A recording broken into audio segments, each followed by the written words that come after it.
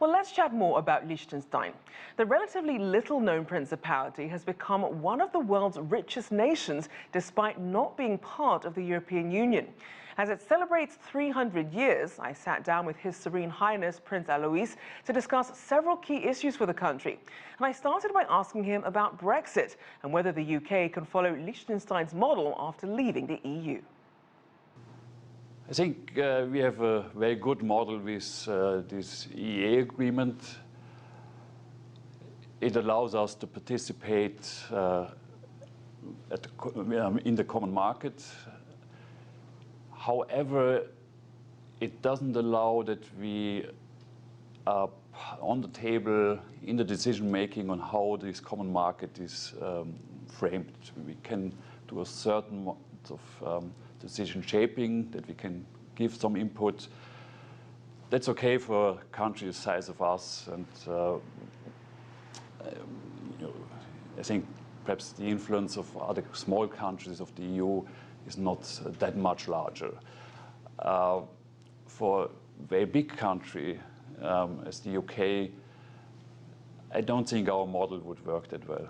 And it's interesting because it's coming at a time when you're seeing some people really supporting globalization and others pulling away from it. As you look at what was going on in some of the countries that attended the UNGA sessions, which countries are perhaps some cause for concern and which do you see as having perhaps some opportunities for Liechtenstein? Liechtenstein is perhaps internationally known better for its financial center, but we are with almost 40% of GDP and people employed in the manufacturing industry, one of the most industrialized places in the world. And there we see with a lot of concern move towards more protectionism, as we are very exposed to this free access of the market. Liechtenstein used to be a very poor country. We had many of the successful mentioned before already in place, but key was for us that the markets opened, and so therefore we are quite concerned about that.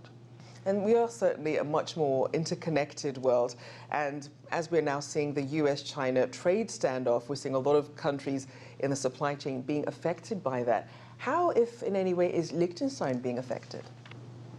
If the two largest economies of the world are in a trade war, it affects everyone.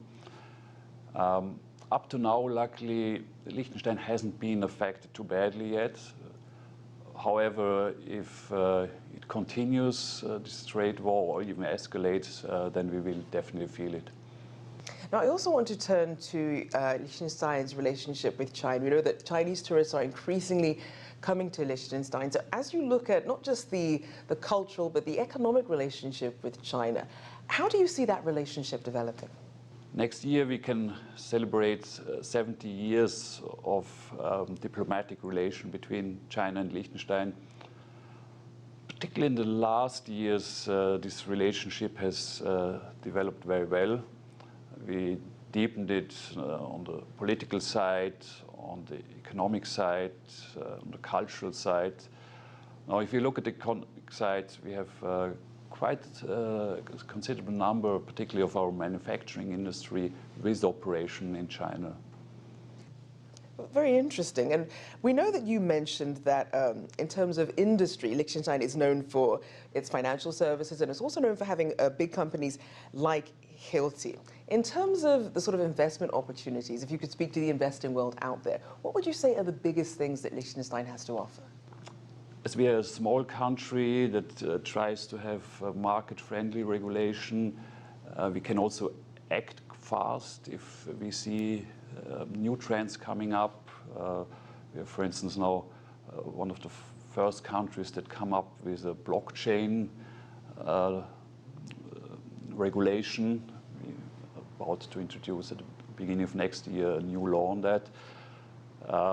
So I think there are many advantages to Liechtenstein as a location. We have the free access to the common market, and at the same time we also have the free access to the Swiss market. It's also a unique combination you don't find anywhere else in Europe. Now, it's interesting that Liechtenstein and its princely house actually owns the largest family-owned private bank in the world. However, over the past decade, the country has been under some pressure from the US and the EU to really reform the financial industry in terms of its role as a tax haven. How do you see the future of your country's financial industry? Luckily, Liechtenstein was very quick in adapting to this paradigm shift on information exchange on tax matters. Since then, last 10 years, particularly the financial sector developed very well. Most of our financial institutions are doing very well. Also thanks to this good business-friendly environment that we can offer in Liechtenstein, particularly also this stability, which is something that customers look for if they want to give financial institutions their money. They are obviously concerned that it's also not only well invested, but it's stable.